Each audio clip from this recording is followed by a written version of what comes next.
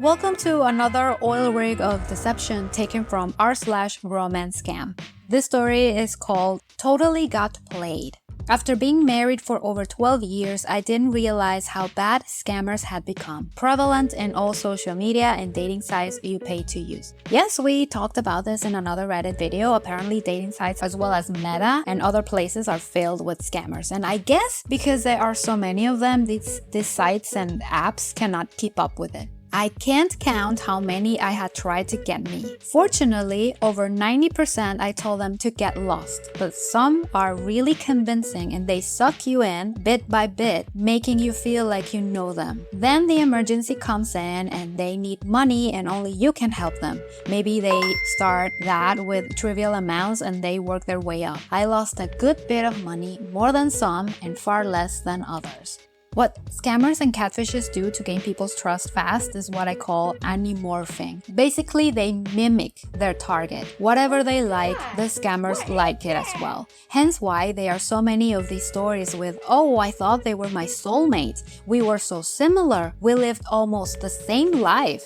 Yeah, I bet they were the first to ask questions and then responded with a, "Me too, what a coincidence."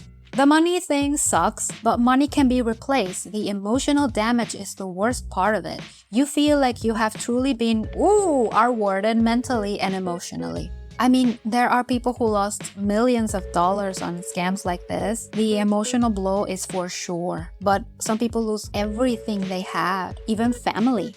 After shamefully falling for more than I care to admit, over the last couple of years, I have heard every story possible, believe me. Here's what I can say for sure. If you have not met in person and they ask you for money, ask no further questions.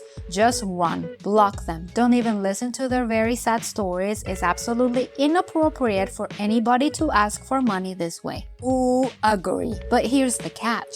First comes the emotional connection and love bombing. Some people are looking for approval or someone to notice them. They are extremely vulnerable to this. And then there are the other ones that are looking into how much money this handsome or pretty individual has and how they are going to change their lives once they can return from their oil rig with the $700 million. If they avoid telling you about themselves on a real level, if they don't want to give you their phone number and other information that puts them as identifiable, it is also a big clue. I will add if they have horrible grammar and say they are from Texas but sounds French. Stay away. Now the caveat is, I can understand building some trust before committing to giving your phone number and your address, things like that. Let's face it, we live in a creepy world and clearly things are not always as it seems. So to be fair, rapport needs to be built for both parties before extremely detailed information is given out. There should be a path to this after a reasonable time. And it has to go both ways, and the information should be verified by both parties as well. Blindly trusting people online is never a good idea. Another way they may come at you is with saying they are in the military. I think most of us think respectable people in the services are, for the most part, true. However, the same applies. In the military, they are provided with their needs. And if something major happened, the military has available lending they can access for such situations. America has the military in a special place in their hearts, so using them and their story behind their trauma is truly repulsive. We must be reminded of how scammers really think what they are doing is okay because most likely live in poverty and are helping their families. It's just a job for them. The reason doesn't matter. Don't do it. Until your relationship is real, verified and healthy, just don't send money, period. If someone needs your money and you never met them, it's a warning to get out fast. Don't look back. I think even if the victim was love bombed and is heavily involved in the charade, they must understand that the safety word for them to wake up is, "I need some money, can you send me some gift cards please?" As much in love you think you are with this person whom you probably met weeks or a month ago, if they ask for any type of currency, they are scamming you. Probably anyone reading my post has already been hit. I am sorry it happened to you. I understand how it feels, and it takes a total piece of crap to do it to people. They have conscience, not morals. If you happen to hear this before getting nailed, I really hope you take heed. I don't want to see anybody treated like I have and so many others have. Karma is real, and these people will pay a far bigger price when karma visits. Thank you for listening. I just want to do something to stop this. At least make a dent to them.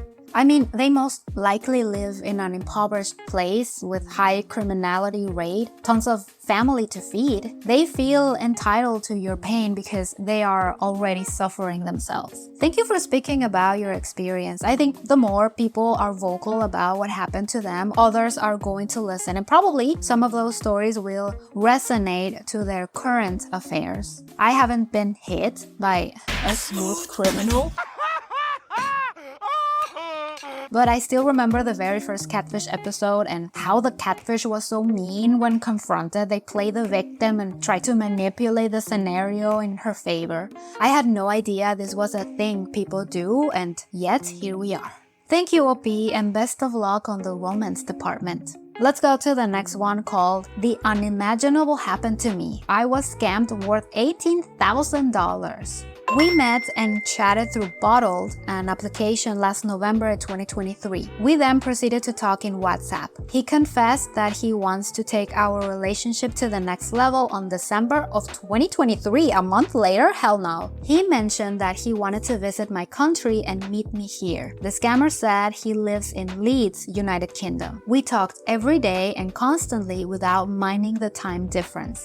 The pressuring and asking for money happened in January to March of 2024, so 2 months later. Ever since November, I kept on asking if we could have a video call, and he said he got into an accident where his phone camera got smashed. Get out of here with your nonsense. In 2020, there's no way people exist without a phone and a laptop. I even confronted him since I saw a TikTok account with his pictures, but he said that was the reason why he was off social media. Because of his TikTok? Did he claim that was his, or is he implying someone is stealing his pictures? Because that's rich, that's projection. I kinda ignore the red flags because he showered me with love every day, like I'm the most precious human being on earth, and the most beautiful too. We talked about the usual victims on these scams. Vulnerable people are the main ones. They seek approval and attention because they have none in their life, or at least according to their point of view.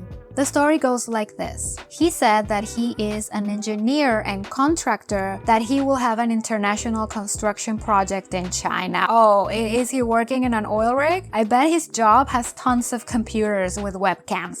I bet with that high-paying job, he can afford a good phone. He asked for help to access his bank account to transfer money to his so-called supplier. Why? What was wrong with his bank account? Couldn't he talk to his bosses and deal with it professionally, or talk to the bank? Why ask help of someone online? Those are things you should always ask yourself. How unprofessional of him. So unprofessional, it makes no sense. The first payment proceeded, then the second one didn't push through. I tried to reason out with him that I never saw him in a video call or seen any proof of his identity. I was pressured and panicky. He promised a lot of time, so I gave in. We paid and settled amounts for his construction materials. Then in February, he said he needed to hire workers. Again, he pleaded. Again, extreme incompetence. This sounds like a person I do not want to be involved with, because the way they manage their professional life tells me they are awful with money and they are quick to bring other people into their chaos. I was so stressed and anxious since I processed loans this time. He kept on promising that he will receive first tranche payment from the company and everything will be settled and he will come here. I really thought he was real and believe he kept on saying about how big a fan of Liverpool Football Club he is, that he wants to get married with me, that we will live together in Leeds by November. All promises that are always broken. because he love bombed you and gave you what you were craving. The problem is that was just the bait. Probably they did quick research on you on social media and gathered enough information to create a person built for you. During my birthday, all I did was cry and he never showed mercy. I am so sorry to hear that. In April, I told him I can send money and help him for his living expenses and worker payments since I'm drowning in debt. This May, I was able to see the pictures where he got all of the photos he have stolen, the legit account of the person. I admit I was vulnerable for 5 years and keeping my peace since I was grieving for the most part of it. It is easy to fall for anything when your mind is clouded by troubles or other issues. 1. Never engage in a relationship where no video call or proof of identity happens. 2. The bank website and account were all faked and hard-coded. 3. If he/she love bombs you, run away.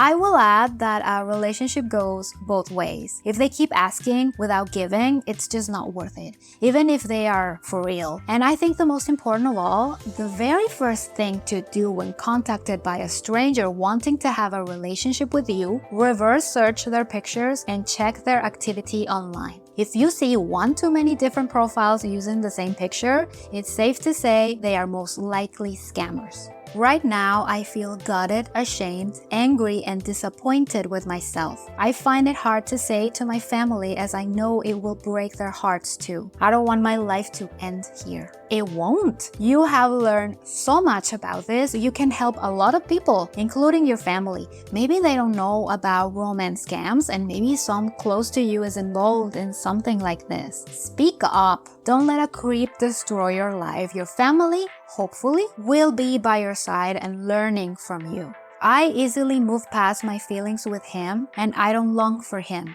I hate that I let them get the best of me and manipulated me and scammed me. I really thought I was smart and will not be scammed, but here I am in this situation now. I can't even eat. I'm more focused on breathing. I'm broke and drowning in debt, but I believe God will not forsake me. I'm just trying to cope and think of ways of how I settle my debt. This is not about people being dumb or smart.